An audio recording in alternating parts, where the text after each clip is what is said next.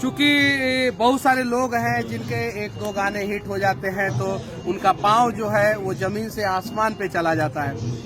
Bhojpuri industry के सभी कलाकारों से विनती है, सभी से, आपसे भी और सभी कलाकारों से, कि बस सबके पांव जो है वो जमीन पे ही रहे तो ज्यादा अच्छा है और सब लोग मिलकर भोजपुरी इंडस्ट्री को आगे लेके जाने का प्रयास।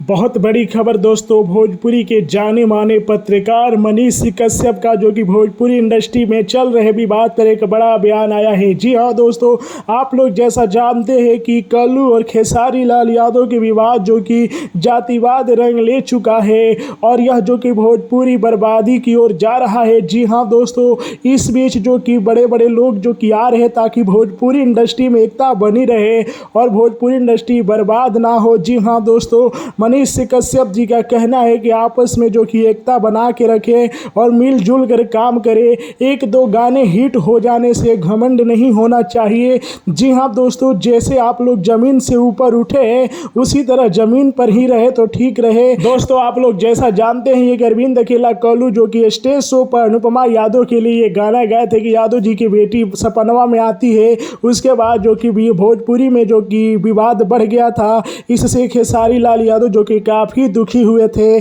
और उन्होंने जो कि कल्लू को लाइव शो में एक बहुत बड़ा बयान दे दिया था कि यादव समाज आपको देख लेगा। इससे जो कि यादव समाज कल्लू पर अनेक जो कि गाने निकाले। जी हाँ दोस्तों, तो इससे जो कि भोजपुरी में जो कि बिखराव आने लगा। जी हाँ दोस्तों, तो आप लोगों को मनीष कश्यप के बयान पर क्या है कहना, हमें कमेंट में जरूर बताइए। वीडियो को लाइक कीजिए, शेयर कीजिए।